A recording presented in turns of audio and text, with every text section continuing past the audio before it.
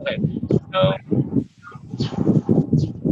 afternoon session, it's all about statement of comprehensive income. So a while ago or kaninang umaga, ang discuss natin is about the statement of financial position, and this is the continuation of the statement, which is um, next is the statement of comprehensive income. Of course, we still have learning objectives or learning outcomes. So at the end of the topic, you should be able to identify the elements of statement of comprehensive income and describe each of these items for a service business and merchandising business. Prepare a statement of comprehensive income for a service business using a single step approach and multi-step approach. So before we proceed, let's have a terms to review and examples, of course. So why is that accrual is important sa ating statement of comprehensive income?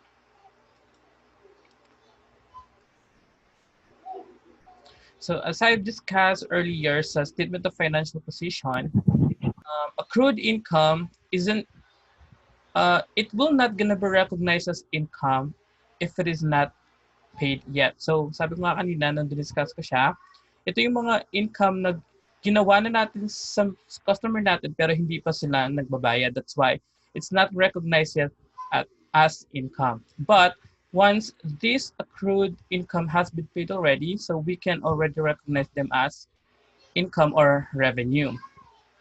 And C expenses, ito naman yung pinagawa natin pero hindi pa natin binabayaran. So accrued expenses ang mga tawag doon. And once we already paid for the service that we requested, so it will recognize as expense. Kasi um, statement of comprehensive income, it is more of revenues and expenses siya. That's why you see here, meron tayong tinatawag na revenues, which is the service income and the sales. So service income is used for service type of business, and sales is used for merchandising type of business. Expenses, so expenses, all of the terms that has expense at the end are all expenses. Oh, not really pala. Kasi para si accrued expenses is recognized as liability, and the prepaid expenses are recognized as assets.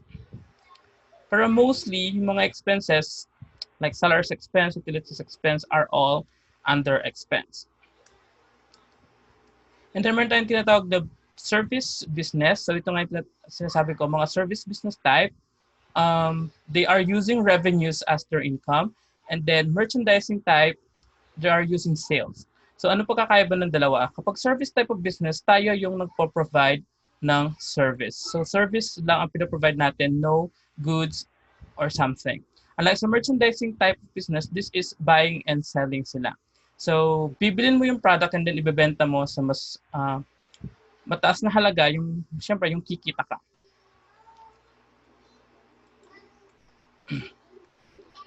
So statement of comprehensive income. Same as the statement of financial position, meron din siyang dating tawag. So ang tawag sa kanya dati is income statement.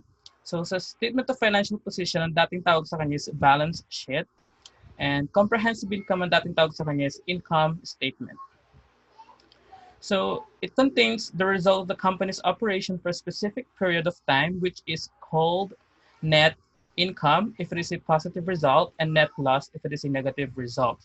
So why is it important for us to prepare income statement? Income statement or statement of comprehensive income. So dito natin kasi malalaman if our business is profitable or not. So titingnan natin if we incur income or loss. So sabi nga kapag positive yung result, nag-gain yung ating company. So meron tayong income. Kapag negative naman, nag-loss siya or nalugi tayo. So temporary accounts. So as I've discussed a while ago, so temporary accounts are or nominal accounts can be found in statement of comprehensive income. So ito yung mga accounts na kailangan natin silang i-close at the end of the accounting period. Bakit kaya sila kailangan i-close? Kasi lahat ng balances nila is papasok lang sila under equity account. So that's why they need to close. Siyempre kapag kumita na tayo, yung kita natin, matatransfer lang yan sa ating capital account. And yung mga expenses natin, or kung nalugi tayo, mababawas lang yan sa ating capital account. So yung mga expenses natin is bawas din sa ating capital account. Kaya they need to be closed at the end of the accounting cycle. Right.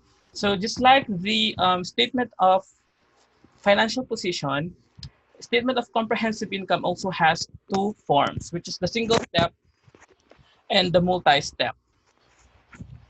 So normally for the single step, it is used for service type of business, and for multi-step, it is used for merchandising type of business. Pag single step ang ginagamit natin, all revenues are listed down in one section, and while all expenses are listed in another. So basically, sa statement na to, dalawang transactions lang ang makikita mo, which is the revenue and expenses. So ilaless lang natin si revenue kay expenses, and we will get net income already. Unlike sa multi-step, meron pa siyang several steps needed in order to arrive at the company's net income. So makikita niyo yung pagkakaiba ng single step and multi-step in the next slides. So here is the single step income statement. As you can see, service revenue less expenses lang siya. So ito-total lahat ng expenses, i-deduct kay revenue, ayun si revenue, at total ng expenses natin, and our net income is 24,000. So again, service revenue less expenses, total expenses, is our net income. So this is the statement of comprehensive income under single step. So the statement, this one, kung makikita yung statement of financial position nakalagay, so mali ito, dapat statement of comprehensive income ito. So again, this is an example of single step comprehensive income or statement of comprehensive income.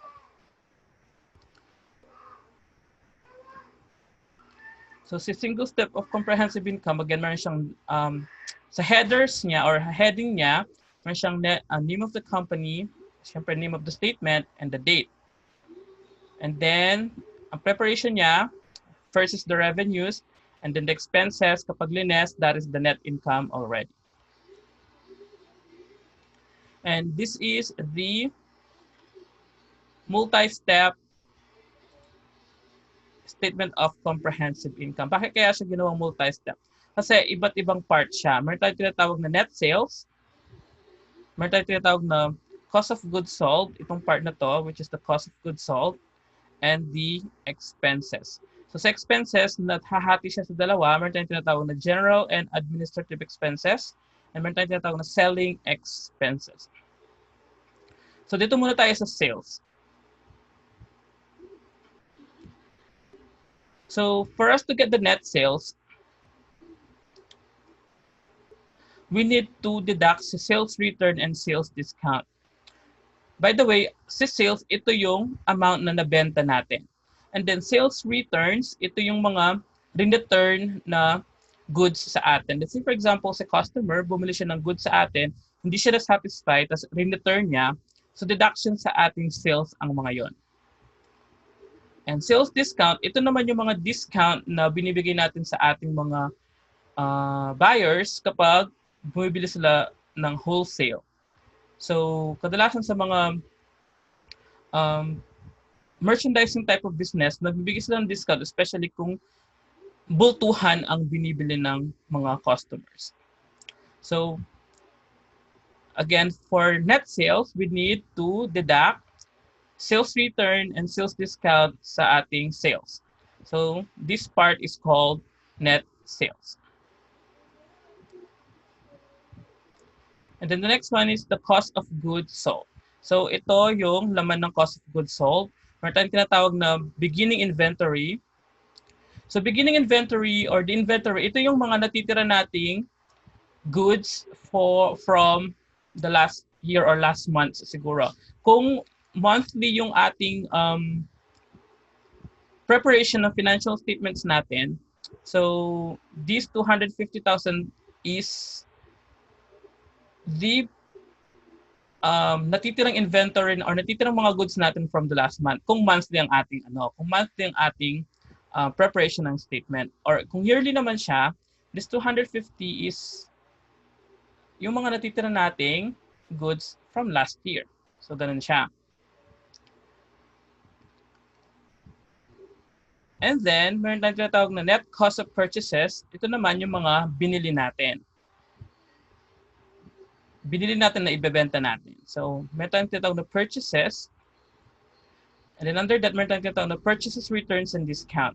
So, yung mga returns natin, ito yung binili natin pero binalik natin sa pinagbilhan natin. And then purchases discount naman, like sa sales discount, ito naman, tayo ang nakakuha ng discount sa seller natin. So, kung baga binigyan tayo ng discount, kasi bumili tayo ng bultuhan sa kanya. And then after that is, we have net purchases. Si net purchases, ito yung kapag dineduct na natin si returns and discount kay purchases. So, net purchases siya. And then freight in. Ang freight in, ito yung transportation cost na nagastos natin nung bumili tayo ng mga products. So, kasama din siya sa ating cost of goods sold or sa ating mga expenses nung bumili tayo ng mga goods. So, freight in ang tawag doon. Yung transpo cost natin nung binili natin yung mga goods natin are called freight in expenses. Pero hindi sila nag-under sa expense. Dito pa rin sila.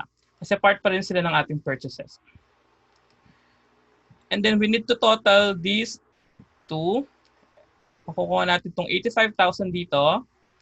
Then 250 plus 85,000, meron tayong tinatawag na goods, cost of goods available for sale. Kumbaga ito yung mga maibebenta pa natin.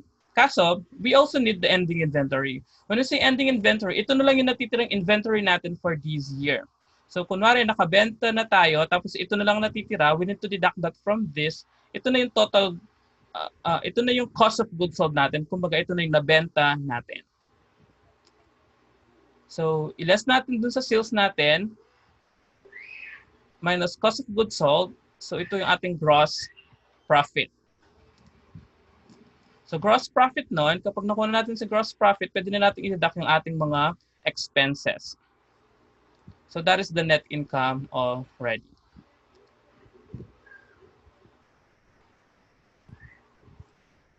So, itong statement na to, medyo mahirap lang siya dito sa part ng cost of goods sold.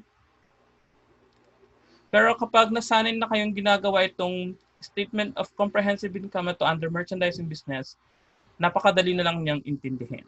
Ito lang naman nagpapahirap sa kanya, itong part na to.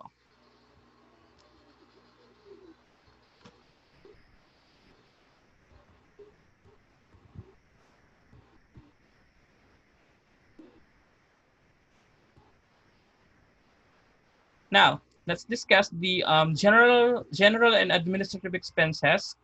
Let's differentiate it from the selling expenses. When we say general and administrative expenses, these expenses are not directly related to the merchandising function of the company, but are necessary for the business to operate effectively. So basically, yung mga expenses na to, hindi sila in line sa ating merchandising business. Pero,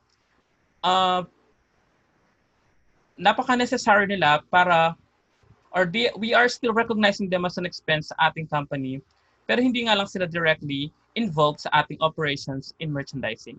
Unlike some selling expenses, these expenses are those that are directly related to the main purpose of the merchandising business. Ito naman yung mga expenses na may relation sa merchandising business natin. Like yung sales and delivery yon, related sila, or under selling expenses sila. All right, so let's have a quick review for this one before we go to our exercises. So how do we get the sales? The net sales? Anyone?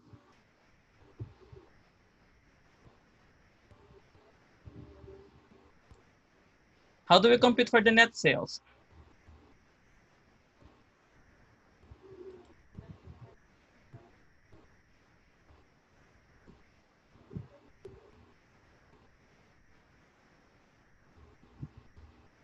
Tatawag na lang ako.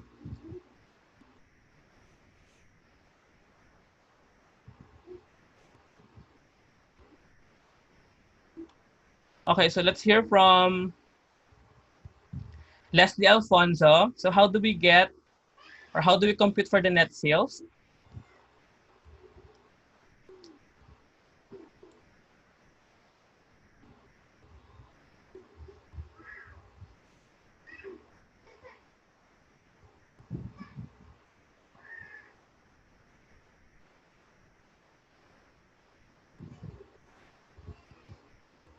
Yes, Leslie? Okay, so nakalimutan na. So how do we compute for the net sales? Again, we just need to deduct sales return and sales discount to get the net sales.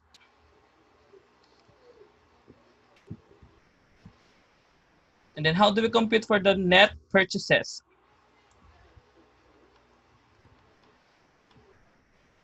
For the net purchases, we need to deduct the purchases returns and purchases discount to get the net purchases.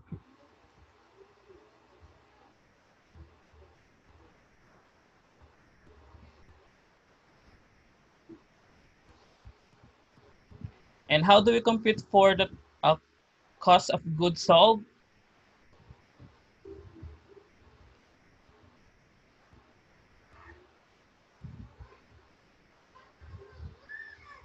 So for the cost of goods sold, we need to add the beginning inventory from the net purchases, which is this one. And then makukuha natin yung cost of goods available for sale. And then we need to deduct ending inventory, and then we will be getting cost of goods sold. So this is the cost of goods sold. And then how do we compute for the gross profit? For the gross profit, it's going to be the net sales less the cost of goods sold. You will be getting gross profit.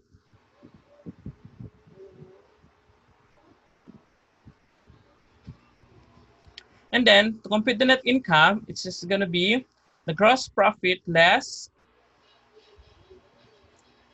the expenses.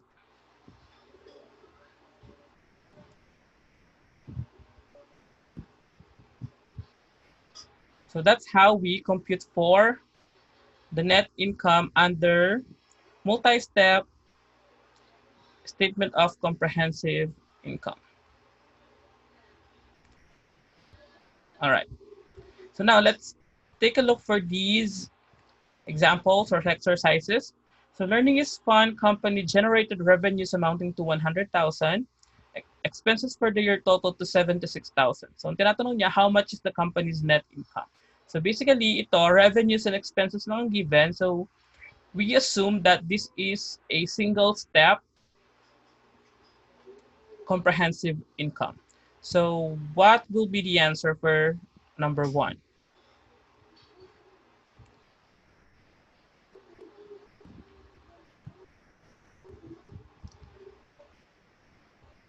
All right, so may sumagot ng 24,000. Let's see.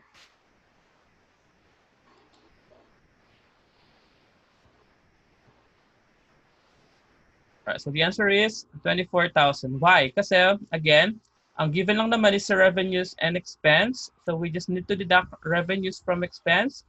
We just need to deduct expenses from the revenue. So we will be getting 24,000. So very good sa mga sumagot ng 24,000. And how about this one? Happy Selling Company salaries to sales agent amounted to 10,000. Salaries of accountants amounted to 20,000. No other expenses were incurred.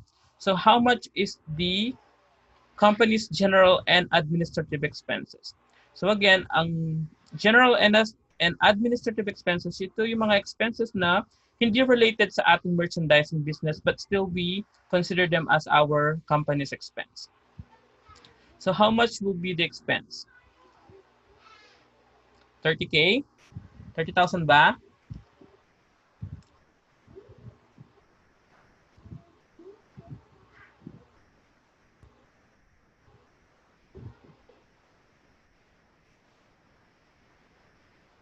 Is it 30,000?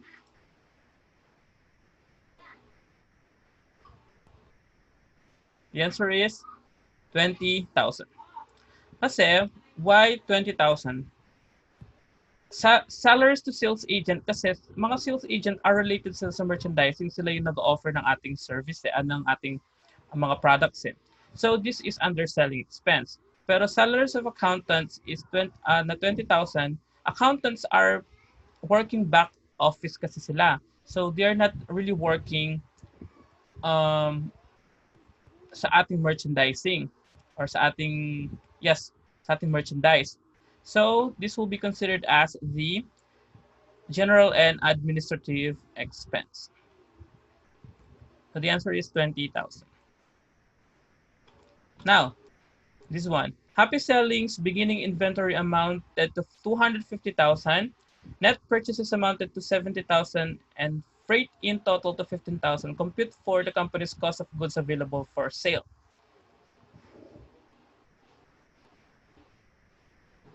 So how much would it be?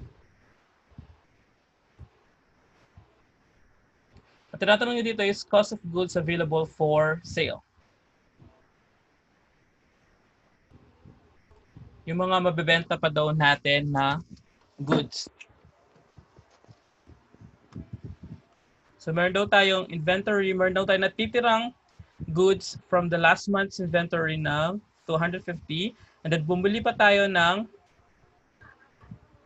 mga goods na amounting to 70,000. And then nung binili natin sila, meron tayong freight in cost na 15,000. Magkano kaya ang total goods available for sale? 165, 185, 335, 195.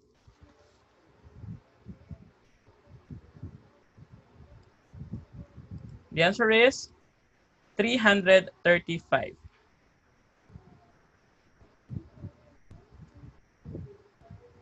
So we just need to add the 3 kasi they are all on-hand goods pa rin naman natin sila lahat. Kasi ito, mga natitira lang from the last month, tapos bumili pa tayo. Tapos sabi ko nga, yung mga freight in cost, kailangan i-add sa purchases para makuha natin tong cost of goods available for sale or the CGAS. Number 4, Happy Selling sales amounted to 500,000. Sales returned at discount to 30,000 and 10,000 respectively. Purchases of the company totaled to 100,000 while purchases returns and discount amounted to 20,000 and 10,000 respectively. So how much is the net sales and net purchases? So dito sa part na to, dalawa ang magiging sagot. Isa sa net sales at isa sa net purchases. So kindly compute for the two answer. So how much is our net sales and how much is our net purchases? So again, paano nga ba kinocompute sa net sales? Paano nga ba kinocompute sa net purchases? You can type in your answer.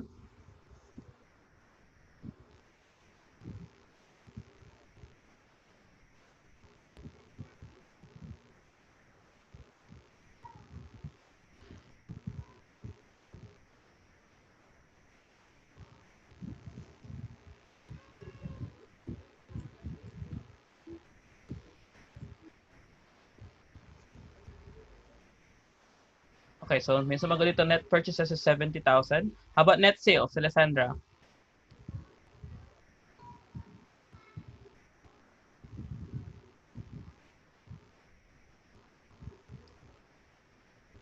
For 160, so this is net sales. Let's see.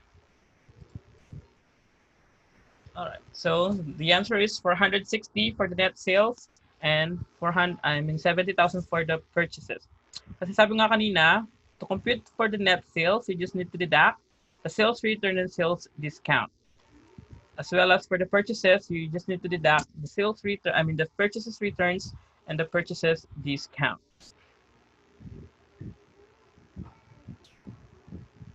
Next, so company's cost of goods sold amounted to 285,000. Net cost of purchases totaled to 85,000, beginning inventory amounting to 250,000, sales amounted to 500,000. So compute for the company's ending inventory. So dito, hinahanap nila yung ending inventory na dito. So since given na si 285,000, hinahanap na lang natin yung natitirang inventory natin for next month. So what is the answer?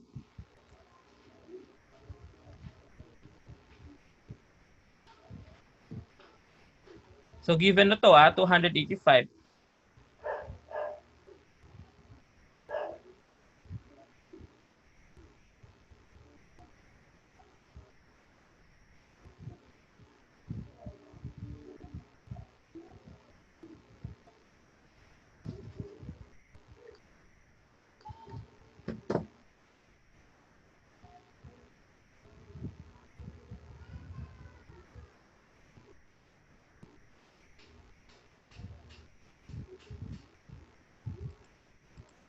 So the answer is, ito na yung computation. Pero may nawawala pa. Si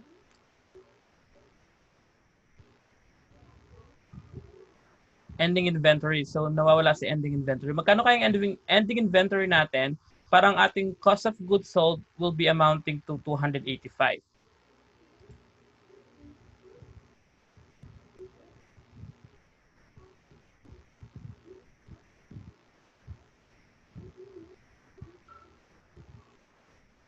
$165 ba? So the answer is 50,000.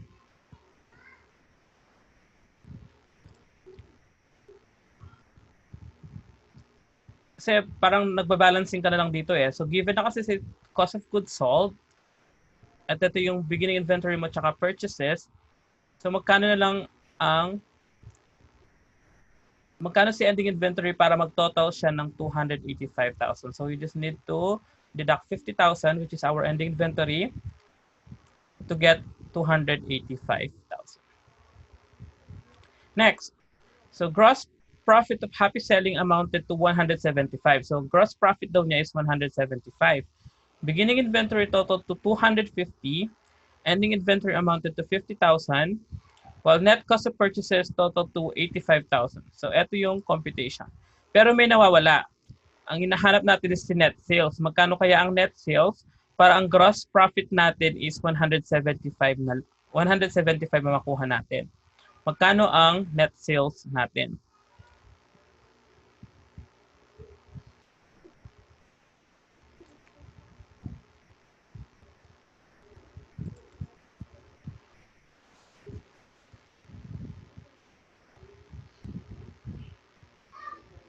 Net sales is 460. Yes, that is correct. 460 ang ating net sales.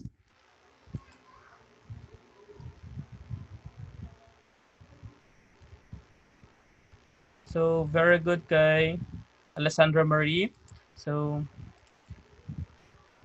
now, sa statement of comprehensive income, it is very important na malaman mo yung every parts ng statement for you to be able to compute kung ano yung nawawala. Especially sa mga problem na to, kinocompute kasi natin yung mga nawawalang value kasi given na kaagad yung total eh.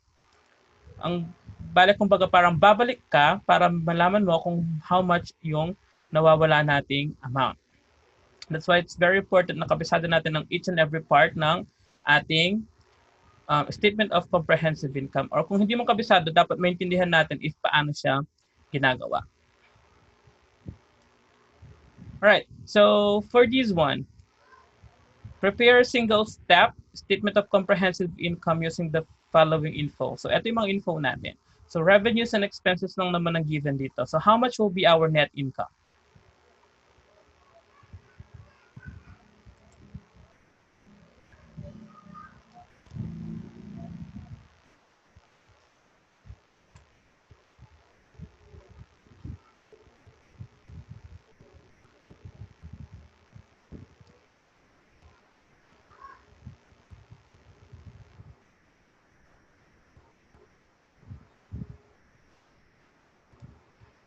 Alright, may sumagot ng 11,000.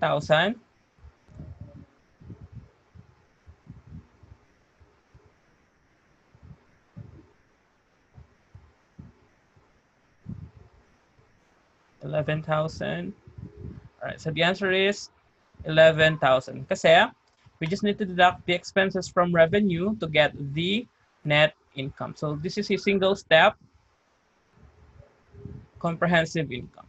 So how about this one? Multi-step.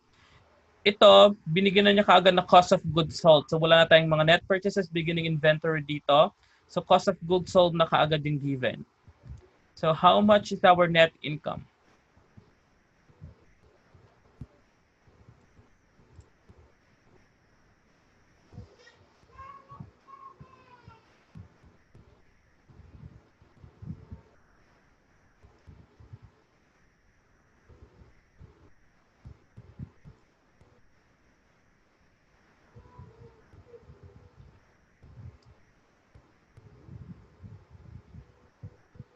Sumagot na 4,000.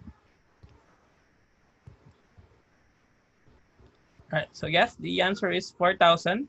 Kasi we just need to deduct cost of goods sold from sales, and then meron tayong gross profit na 10,000, and then we just need to deduct our expenses. So net income will be 4,000. Alright, so ganun lang siya kadali if iintindihin mo lang naman talaga siya. So I know na makakabisado niyo din naman ng paggawa ng statement of comprehensive income.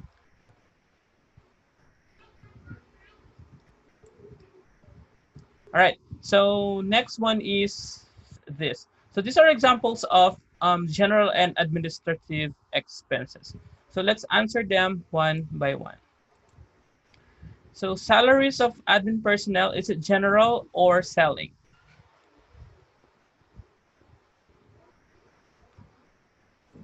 You can type G or S sa chat box natin. G, okay.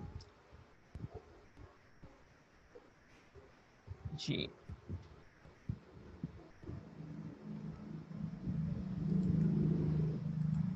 Right, so the answer is, all right, so letter A is general and administrative expenses. Salaries of janitors, is it G or S?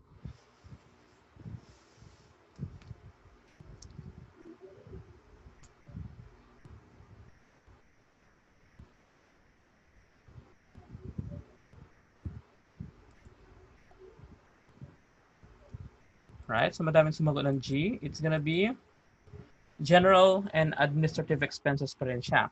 And how about sales? Salaries of sales agent. Is it G or S?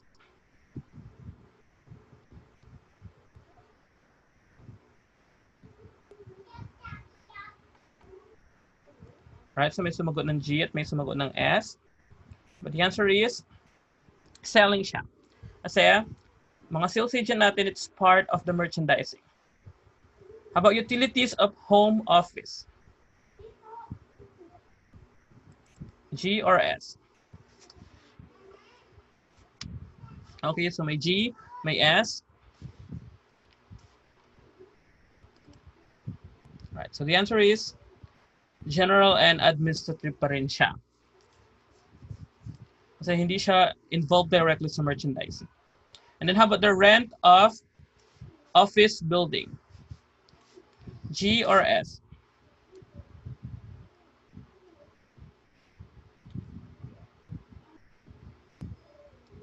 Ang daming sumagot ng S, ha? The answer is general and administrative pa rin siya kasi hindi siya involved directly sa merchandising. And how about the depreciation of office equipment? G or S?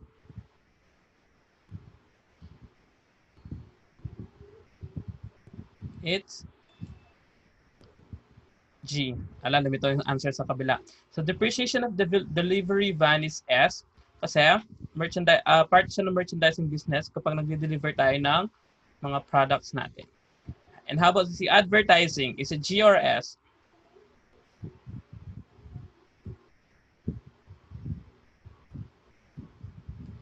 Advertising is, yes, it's selling. So, meron siyang kinalaman sa merchandising natin. Siya nag-advertise ng ating mga product. And how about the cost of merchandise sold during the year?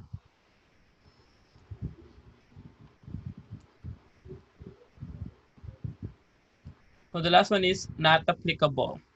It's not under general or administrative, general and administrative or selling. So it's under cost of goods sold. So this is not an expense, guys. All right. Okay, so that's it. So that's our lesson for today.